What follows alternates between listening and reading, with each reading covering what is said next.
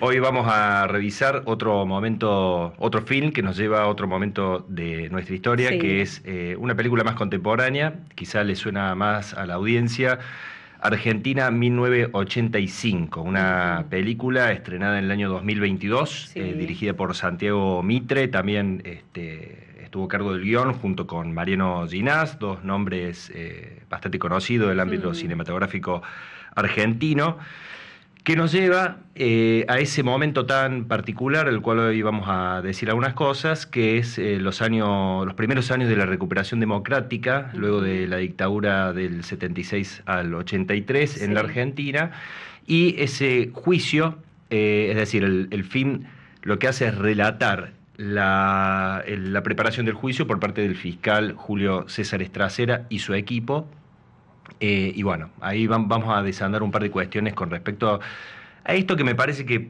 digo, como permite, posa su mirada primero sobre un acontecimiento clave como es el juicio, Sí. Ujú. y vamos a decir algo de eso, y después sobre el contexto muy particular de la Argentina de esos años. Ujú.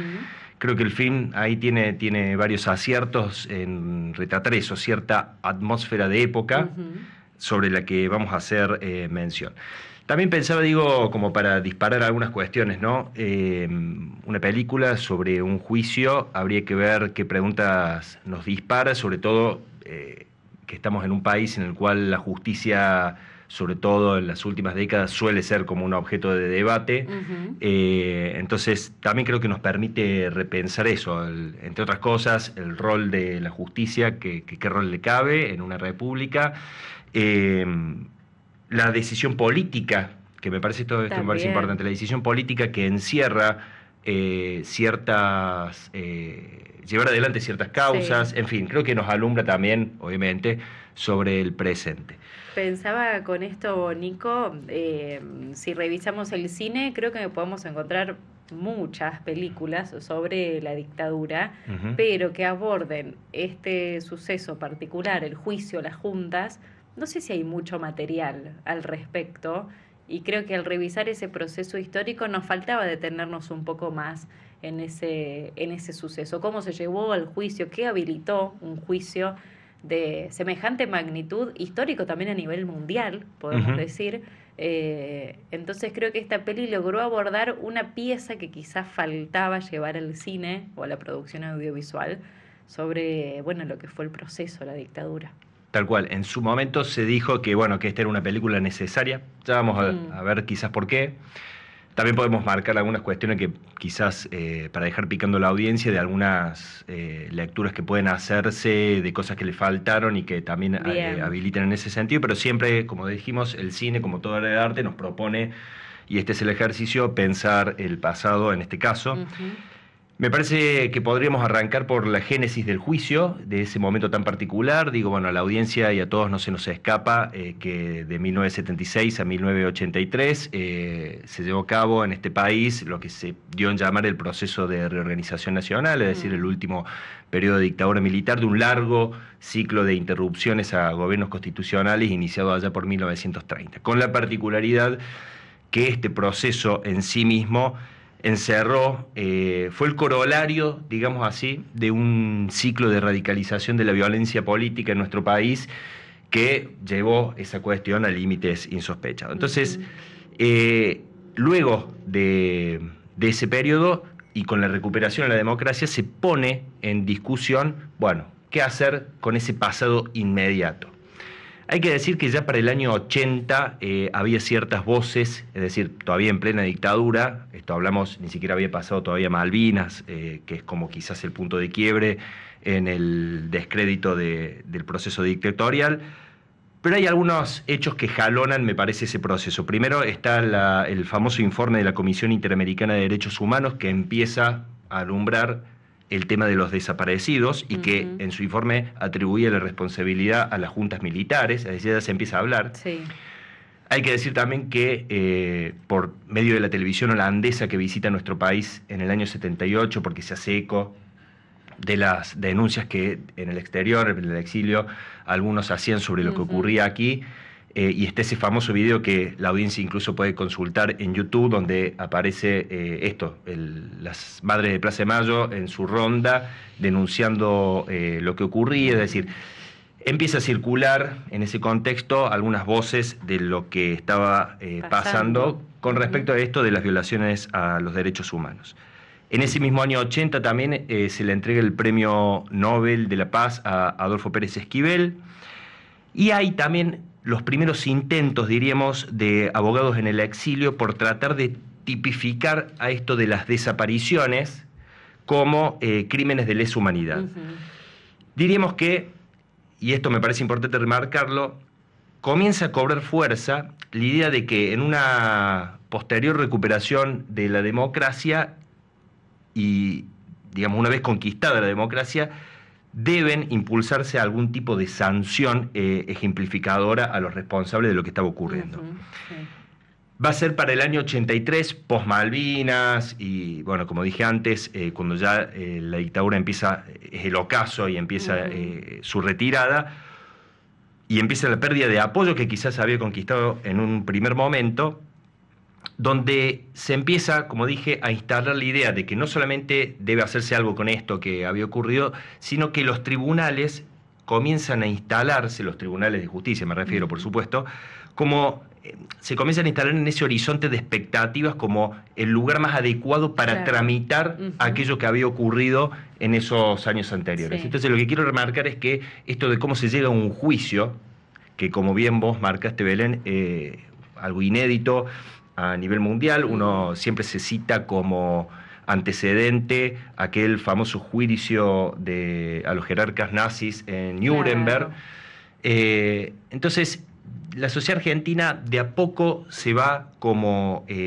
digamos, anoticiando de lo que había ocurrido, y para algunos círculos de intelectuales y políticos, por supuesto, empiezan a pensar que, bueno, la mejor forma, como dije, de no solucionar, sino de darle una respuesta de justicia a lo que había ocurrido, tenía que ver con el ámbito de la justicia. Claro. La política se hace eco de esto, año 83, plena campaña electoral.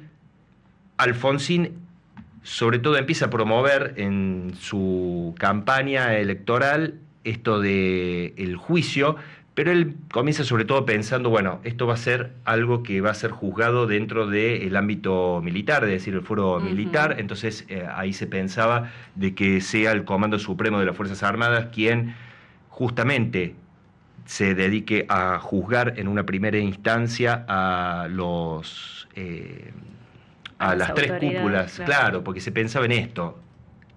Hay una serie de problemas, digamos, que para no hacerla larga, no estamos salteando, pero digo, bueno, listo, se va a juzgar.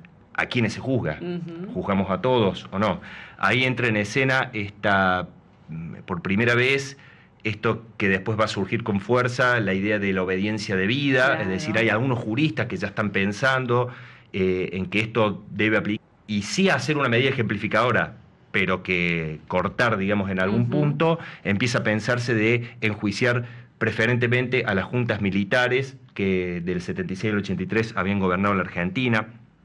Es decir, en este clima, ¿qué es lo que ocurre? La propuesta que es políticamente liderada por el candidato de la Unión Cívica Radical, que después va a ser electo presidente, Raúl Alfonsín, de alguna manera articula la necesidad de justamente dar una sanción ejemplar que tenga un efecto incluso simbólico, ¿sí? A través de la justicia. Pero también está el otro problema de que, y había voces al interior del mismo grupo del radicalismo que lo decían, estaba la tensión de que, bueno, el juicio también podía generar malestar en determinados sectores de la sociedad y sobre todo de las Fuerzas Armadas que todavía gozaban de cierto poder. Una vez electo presidente, es Alfonsín justamente quien manda los decretos ordenando someter a juicio a 9, digamos, los 9 militares que habían formado parte de la Junta Militar, y también, y acá esto es importante decirlo, a 7 dirigentes relacionados con las organizaciones guerrilleras. Y acá empieza a tomar fuerza eso que también va a tener un lugar muy fuerte, creo, en el imaginario argentino, esto de que después se dio en llamar la teoría de los 2 demonios, Sí. que ahí hay como una suerte de génesis de esta teoría. ¿De qué estamos hablando? De que, bueno, la idea de que lo que había ocurrido durante el proceso era una respuesta a otra violencia, entonces la sociedad argentina había quedado presa dentro de ese círculo. Como de esos 2 bandos. Exactamente. Lo cual también fue de algún modo reforzado cuando se publica el informe de la Comisión Nacional de Desaparición de Personas, entonces en ese famoso prólogo escrito por Ernesto Sábato, en el cual para muchos reforzaba esto de la teoría de los 2 demonios.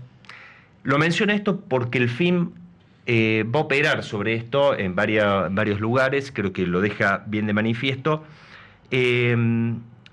Y se va, digamos, cuajando en esos primeros años democráticos de cómo se va a desarrollar el juicio.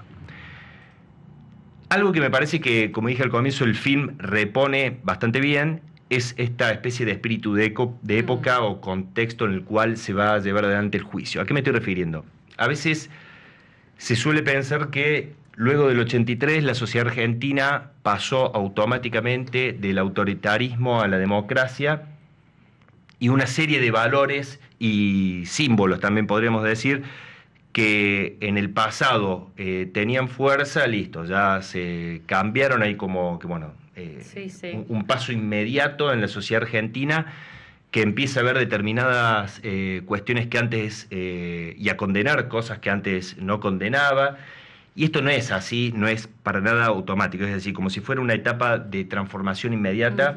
A veces tenemos en el imaginario que esto puede funcionar de esa manera, y no. Y creo que la película, en este sentido, para quienes la han visto, complejiza las dificultades que tuvo encarar una acción como la de fue justamente enjuiciar a los militares en un contexto en el cual, sobre todo, las Fuerzas Armadas seguían teniendo mucho poder.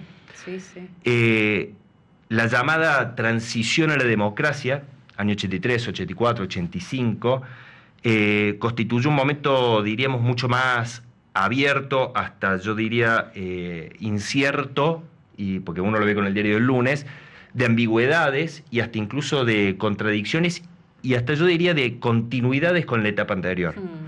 Entonces, hay determinados símbolos, como dije, y valores que de a poco se van instalando. Y hay 2 sucesos, entre ellos el juicio, diríamos, sumado a lo que acá yo acabo de nombrar, que es el informe Nunca Más, que son como, y esto los historiadores lo marcan, como 2 hechos claves para justamente sentar una base de ese cambio epocal que uno después va a asociar con la democracia y lo democrático. Pensemos en algunas cuestiones que me parece que el film alumbra. La secuencia se inicia con Ricardo Darín, quien hace de Julio César Estracera, que va a ser el fiscal a cargo de llevar adelante el juicio, que todavía no sabe que se va a tener que hacer cargo, pero él ya intuye, y eso le genera mucha tensión, de que puede llegar a ocurrir. Entonces esa tensión que le genera a él, que también está vinculado a su propio pasado, porque él también ocupó ese cargo durante la dictadura y muchos le endilgan de que en su momento no accionó debidamente para denunciar lo que estaba ocurriendo. Hay una escena que puede parecer anecdótica o al pasar, pero me parece un guiño interesante, que, como yo decía, la película se inicia con Estracera hablando con su hijo menor de edad, a quien manda a seguir a su otra hija que está en pareja con alguien que él incluso duda que sea de los servicios de inteligencia. Entonces digo, esto me hace acordar a Guillermo O'Donnell, famoso teórico politólogo argentino, quien decía que lo que ocurrió en la dictadura fue posible porque hubo una sociedad que se patrulló a sí misma. Entonces, digo, este guiño de que el propio fiscal, incurriendo en el espionaje, incorporando ciertos modos funcionar muy intrafamiliar, pero que, digo, me parece un guiño interesante. Luego hay otra escena que tiene que ver con el ayudante del fiscal, que también va a ser muy famoso, Luis Moreno Ocampo, y el rol que ocupa su madre, que no está de acuerdo con el rol que a él le cabe y con su propia postura con respecto a encarar sí. el juicio. Y hay un momento en donde dice, bueno, la madre ahí yo creo que funciona como gran parte de esa sociedad argentina, simboliza en el sentido de que no creían que hubiera ocurrido todo lo que hubiera ocurrido, había cierta postura de que, bueno, en realidad se hizo lo que se tenía que hacer. Entonces yo creo que muestra estas complejidades, ¿no? Sí, sí.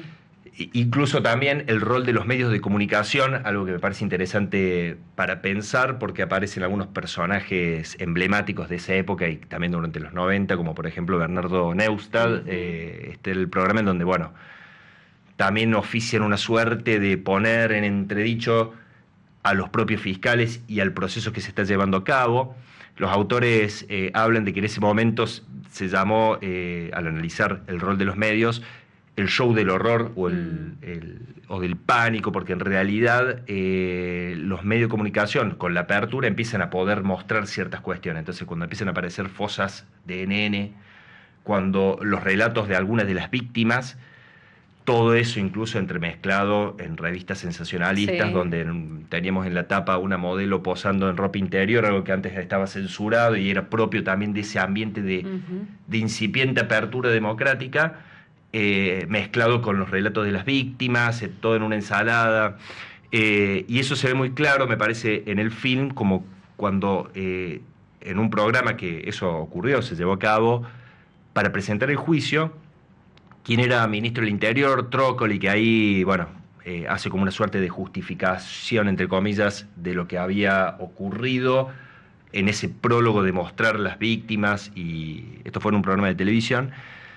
Estracera, Darín sale al balcón de su departamento, luego de estar viendo la televisión, y ve en los balcones vecinos que la sociedad, es decir, los vecinos, estaban viendo también la televisión. Entonces era como decir, bueno, la sociedad se está despertando y se está enterando de lo que había ocurrido. Creo que son todos guiños, podemos sumar la música, los dos hijos, digo, como ya dijimos, una hija más adolescente en edad de los últimos años del secundario, el hijo más chico del fiscal, creo que también es esa incipiente juventud que escuchan cierta música, que ya apelan a otros valores. Sí, como todos elementos para pintar una sociedad de época, y ciertos discursos que algunos aún perduran, podemos decir, ya con años de distancia, con tanta información al respecto, con tanto que se ha conocido, se ha investigado, porque si bien en el 85 era muy incipiente, digo, tratar de entender, incluso para llevar eso a un juicio, tratar de entender lo que había sucedido.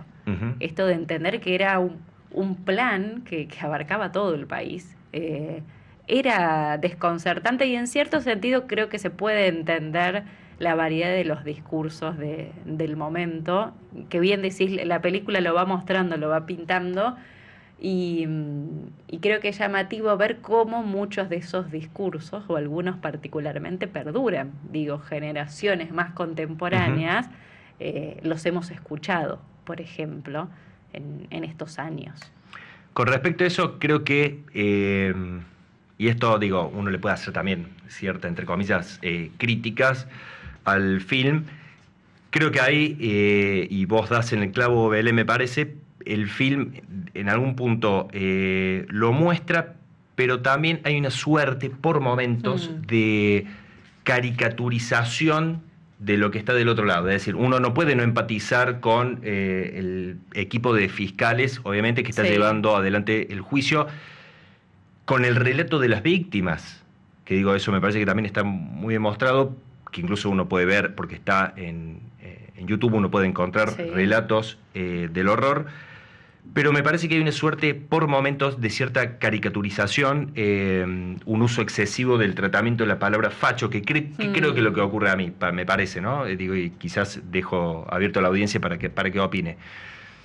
Termina banalizando el discurso del otro lado, es como que le quita la palabra incluso, y al quitarle peso no permite a nosotros, espectadores, incluso también a las presentes generaciones, quizás advertir de que, como bien vos decís, esos discursos siguen estando presentes y quizás bajo otras máscaras todavía se esconden y perduran y se vuelven a reinstalar.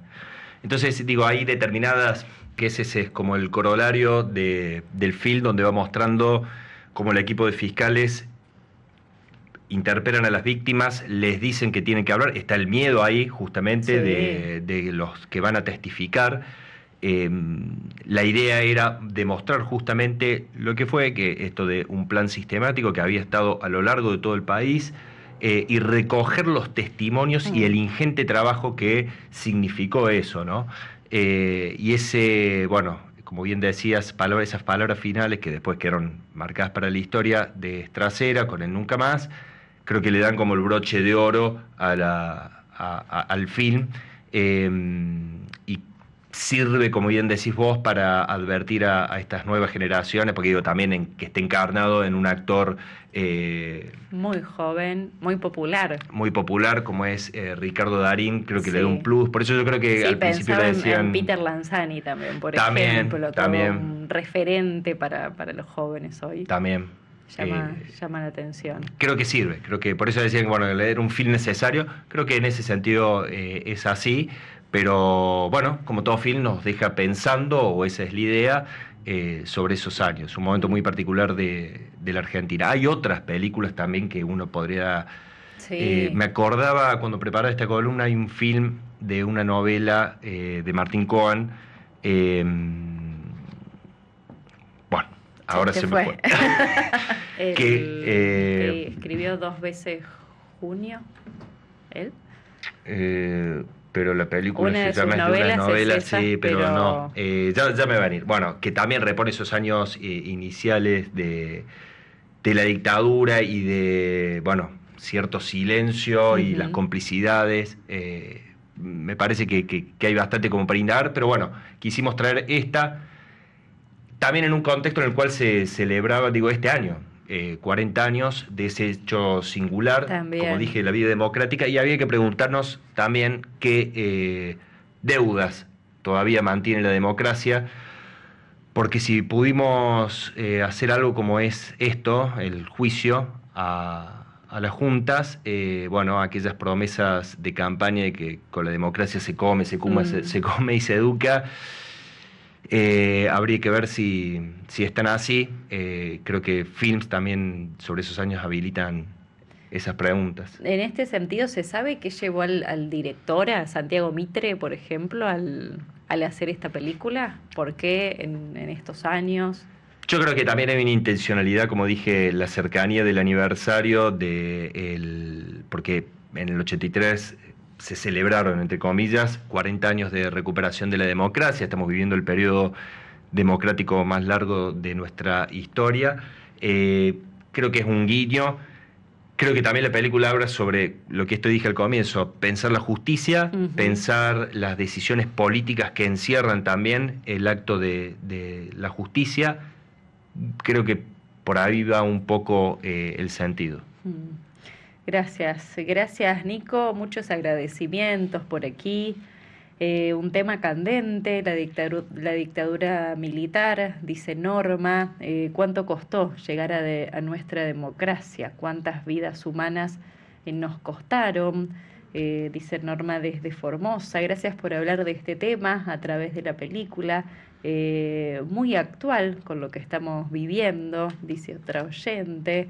Terrible época de nuestra patria, dice también por aquí Ángela desde Mar del Plata. Bueno, muchos mensajes, creo que varios hemos visto la película, Ujú. fue todo un éxito también en ese momento en los cines, tengo entendido que continúan las plataformas también digitales, Exacto. así que de fácil acceso también, Argentina, 1985, vale la pena detenerse también. eh, en el film y detenerse también en estas reflexiones sobre la propia historia. Así que Nico, muchísimas gracias por este Gracias a ustedes, un compartir. saludo grande a la audiencia. Nico, para no quedarnos con la duda, ¿será Confesión de Martín Cohen? No, cierto, no di la película. Ay, se me ha ido, pero... La novela se llama Confesión de Martín Cohen, pero no sé si en base a Sí, ella. parece que tiene varias. sí, pero quedará para Para el la martes que viene. próxima, para el martes que viene quedamos entonces Así, ¿es una endeudadas. novela de él que se hizo película? Sí. Uy, Bueno, Yo solo... No, No, yo porque busqué. perdón, respiración artificial. Ahí Mira, Muy No, bien. respiración No. artificial es de. No, del el profe de historia con problema de memoria, este es genial. ¿puede Respiración ser artificial es de Bahía Piglia. Blanca? No. A ver a la audiencia que si le pega.